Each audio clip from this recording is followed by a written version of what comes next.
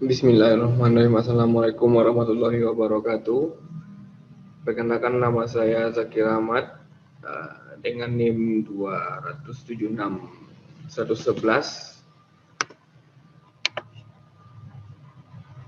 Pada kali ini saya akan memilih UAS pada bagian-bagian pada laptop atau komputer.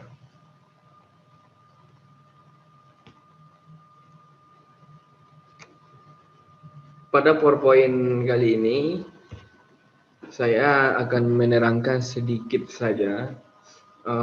Saya akan mencoba menerangkan sedikit saja bagian-bagian pada laptop, tapi ini secara umum. Secara umum, komputer adalah suatu alat elektronika yang mampu melakukan beberapa tugas, yaitu menerima input, proses input sesuai dengan instruksi yang diberikan, menyimpan benda perintah hasil pengolahan, serta menyediakan output dalam bentuk informasi. Dari Robert Herb Blinsmer. Fungsi laptop atau komputer: 1. Data proses pengolahan data. 2. Data storage penyimpanan data. 3. Data movement pemindahan data. 3. Kontrol pengendali. Kontrol atau pengendali. Bagian-bagian ini hanya saya buat secara umum saja, nanti di video baru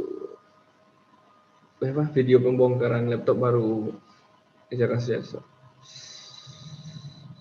seksama. Pertama, motherboard. Motherboard atau mainboard merupakan sebuah komponen elektronika pada laptop yang berfungsi untuk memasang perangkat dan perihal utama seperti prosesor, chipset, sound card, VGA card, dan perangkat lain untuk mendukung kerja laptop. Ini bukan bagian laptop aja, tapi di komputer juga terdapat mainboard ini. Yang kedua, LCD merupakan perangkat yang fungsi untuk menampilkan hasil proses dari komputer berupa gambar maupun teks. LCD adalah pengganti layar monitor pada komputer. Yang tiga, prosesor. Prosesor merupakan perangkat yang fungsi sebagai otak dari laptop. Semua aktivitas dan proses akan melakukan di prosesor sebelum ditampilkan atau dikeluarkan pada output atau monitor. Yang keempat, RAM atau random access. Random access memory merupakan sebuah perangkat yang berfungsi untuk menyimpan data sementara sebelum disimpan secara permanen pada media penyimpanan lainnya. Biasanya RAM akan mempengaruhi kecepatan proses dari laptop tersebut. Nah, ini adalah bagian-bagian secara umum saja. Sebenarnya masih ada lagi yang bagian-bagian kayak hard disk, apalagi keyboard kan. Nah, itu akan kita lihat pada video selanjutnya. Oke, mari kita lanjut. Nah, kembali lagi pada saya. Sekarang kita akan melihat hardware apa aja yang ada pada laptop Toshiba ini. Pada laptop Toshiba ini, di bagian pertama kita bisa melihat tampilan LCD. Tampilan LCD ini seperti yang telah diterangkan tadi, bahwa akan menampilkan apa aja yang kita inputkan, misalnya inputkan karakter, gambar, atau video. Ini adalah keyboard, salah satu hardware dari sebuah komputer atau laptop juga, yang akan mengirim data berupa huruf, angka, ataupun simbol-simbol. Ini adalah touchpad, berfungsi untuk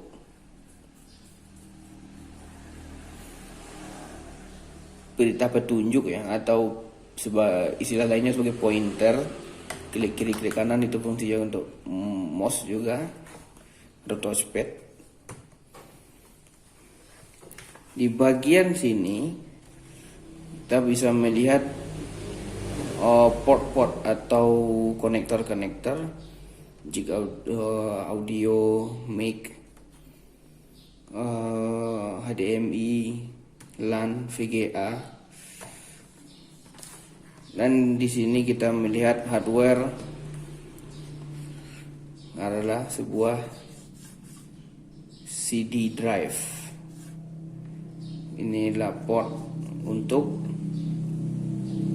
USB. Ini tipe 2.0. Nah, 3.0 nggak ada di sini. Ini sudah saya buka 3 bagian penting dari laptop.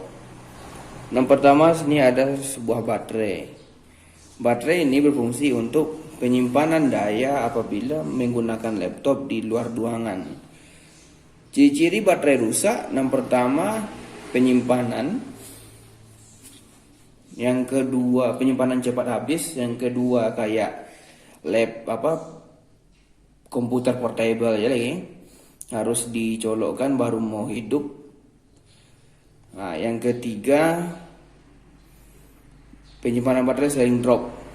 Nah, itu kalau baterai. Yang kedua, ini adalah RAM, random access memory. Random access memory ini tipe DDR3 dengan tipe 2 GB PC3 8500S. Nah,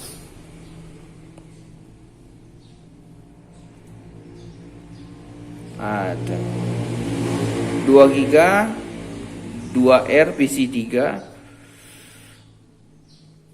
8500. Jadi kalau teman-teman mau ganti hard disk, ganti RAM, ini harus sama, sesuaikan ini. Ciri RAM rusak, yang pertama laptop matot. Ya, laptop tuh mati total. Yang kedua, dia selalu masuk ke BIOS. Jadi ke BIOS saja gitu. Tapi yang sering saya alami adalah laptop pasti tidak tampil. Nah, itu. Yang ketiga, yang sudah saya buka di sini adalah hard disk.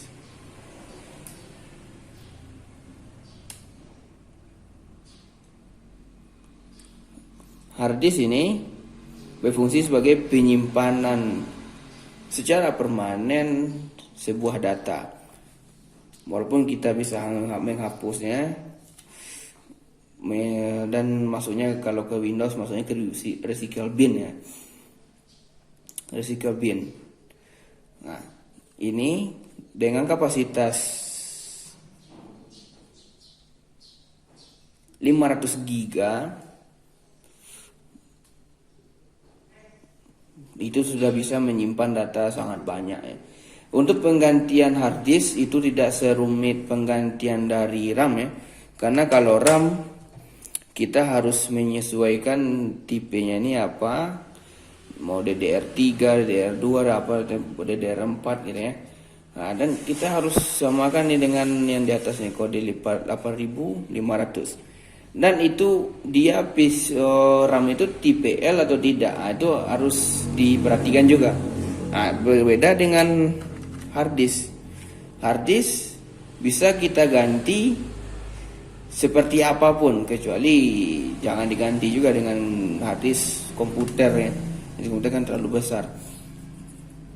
Nah, yang perlu diperhatikan di penggantian hard disk cuma speknya aja. Kita mau spek berapa? 1 tera, 2 tera, 500 giga, 250. Dan untuk jenis-jenis hard disk ini ada beberapa. Yang pertama hard disk ini tipe biasa yang disingkatannya HDD. Di atas ini ada namanya HDDS. Di atas ini ada juga namanya SSD. Nah, mana yang paling bagus yang dari itu? Ya, yang paling terakhir tadi namanya SSD. Oke, kita akan coba merakit kembali atau memasang komponen-komponen ini, dan kita coba hidupkan.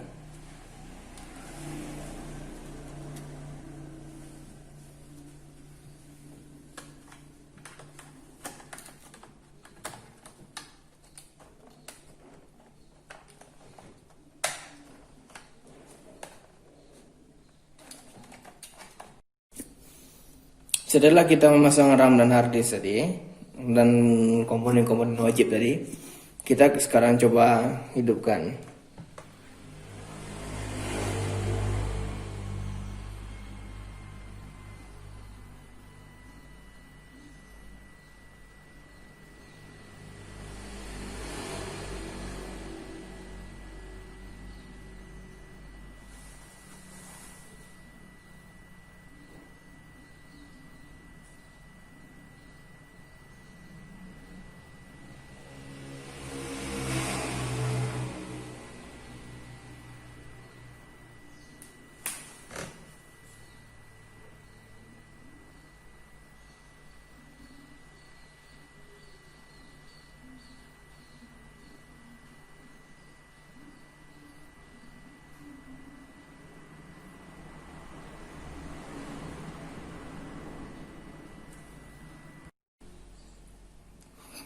Nah, inilah tampilan dari laptop ini.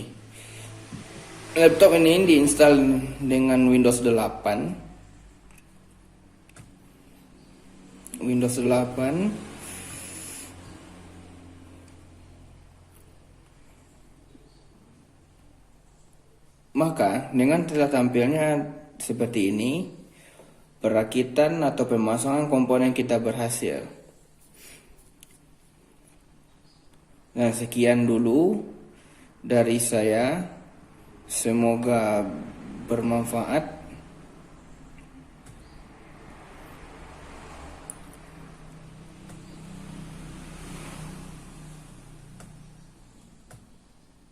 Wabillahi taufiq wal hidayah. Assalamualaikum warahmatullahi wabarakatuh.